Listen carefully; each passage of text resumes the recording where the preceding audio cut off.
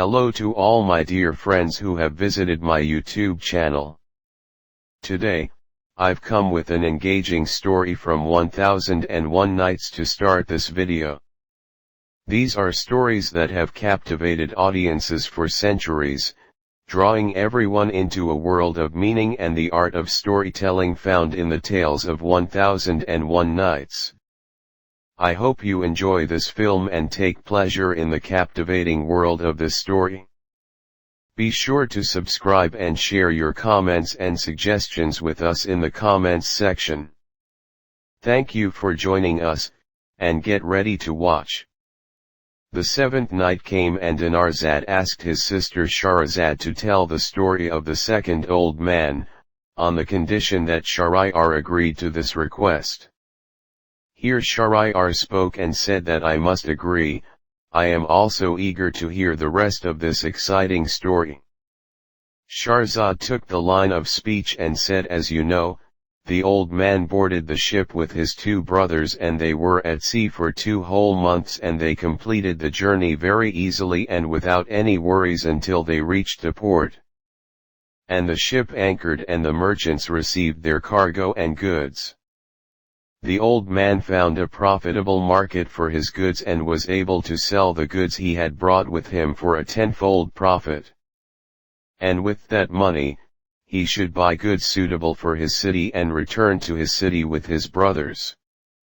Hear the old man's story from his own words against jinn and merchants. We prepared to return to our city. I was turning around and saw a beautiful lady walking on the seashore wearing casual clothes. The beautiful lady came to me and took my hand and kissed it, and after a short talk she talked to me. Kurdish man offered me to accept him as his wife. He used to talk to me with a certain gentleness and tenderness. And his behavior with sobriety and kindness was so captivating and pleasant that if I had avoided accepting his proposal at first, I could not have given him a negative answer, but he talked so much about everything that he made me fall in love with him. Finally, I couldn't resist and gave in to his request. After that I prepared beautiful clothes for him and we got married, and after the wedding we boarded the ship together and the captain of the ship pulled the sails and started the journey. During my trip and interview with this beautiful lady, I realized that she has good qualities. And the more I know him, the more my love for him increases. They were jealous of my success in business and marriage with such a decent and beautiful wife, and they were jealous of my comfortable and good life, and they wanted me to divorce my wife, and I was not ready. When I separated from my worthy wife, their sadness towards me increased more and more. Until they both conspired against me and wanted to kill me, until one night when my wife and I were sleeping, they both threw us into the sea.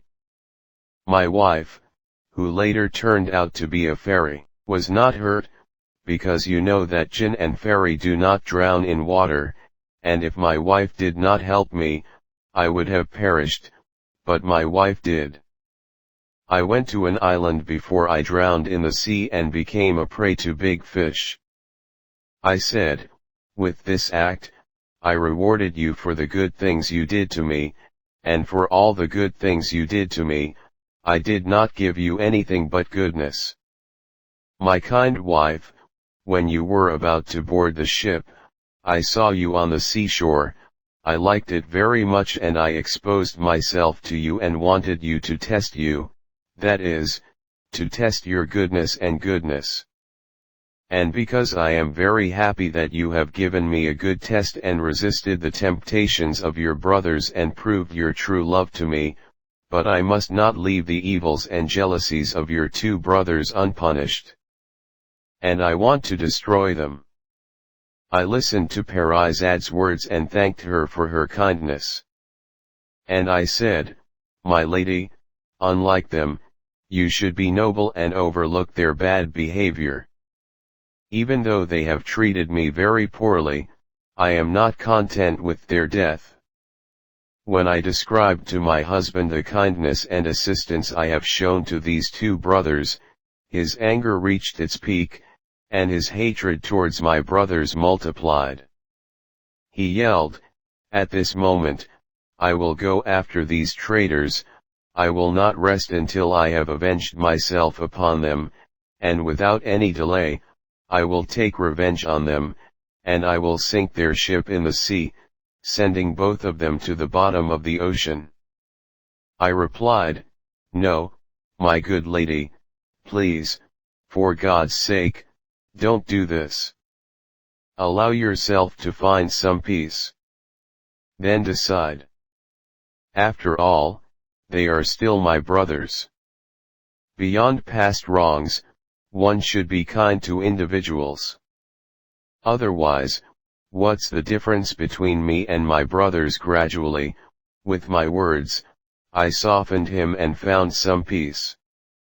In the blink of an eye, he transported me from an island to the roof of my house, which was flat and even. Then he disappeared from sight. I went inside from the rooftop and retrieved 3,000 gold coins from where I had hidden them. Next, I went to where my shop was and opened it. The merchants and neighbors welcomed me warmly and were glad for my return from the long journey, praising and admiring me. As I returned to my house from the shop, I saw 2 black dogs in the courtyard. As soon as they saw me, they came towards me, wagging their tails and showing their joy in their own animal way. I was completely puzzled by the situation and said to myself, how did these dogs get into the house? But at that moment, Scheherazade appeared and said, "Don't be surprised, my husband. These 2 dogs are your brothers." I was upset to hear this news and asked, who could have turned 2 humans into animals? Scheherazade replied, "I did it. I assigned one of my sisters the task of sinking the ship carrying your brothers in the sea without destroying them, but transforming them into dogs and teaching them loyalty in the world of dogs. Although your wealth and trade were lost with the sinking of the ship, don't worry, I will compensate you in another way. But as for your brothers, I have dealt with them in this manner for 5 years. Their actions have been so displeasing that I deemed such punishment necessary for their correction and to make them feel remorseful for their bad behavior." Scheherazade spoke these words to me and then disappeared. However, before vanishing, she informed me where I would meet her face to face. Now, 5 years have passed since that date, and I am searching for Scheherazade until my journey led me here, where I saw this merchant and this conscious elder with his female dog, and I sat beside them. This is my destiny, O Sultan of Jinn. Do you not find my fate remarkable and astonishing? The elder replied, Indeed, your story is quite astonishing, which is why I am granting the merchant a third of his punishment. After finishing the second story, the third elder made the same request as the previous 2 elders from the jinn, asking for forgiveness for the merchant if his fate is more remarkable and astonishing than the previous 2 stories. Then the jinn pardoned the remaining third of the merchant's punishment upon the request of the third elder, and as a result, the merchant was fully exempted from the penalty of death. The jinn agreed to the request of the third person in the same order as before. However, as dawn approached, Scheherazade said, Now I must stop talking. Dinarzade, who was captivated by Shahryar's storytelling, said, Sister, your stories are so delightful and astonishing that no matter how much I praise you, it is not enough. Scheherazade replied, I know many other stories that are much more astonishing and fascinating than what I have told so far. Shahryar, eagerly awaiting to hear more of Shahrazade's stories, delayed her execution until the next day. This story continues. Thank you for joining me. Please subscribe and hit the bell next to it to be notified of our upcoming videos. Stay in touch with me. Thank you for your companionship.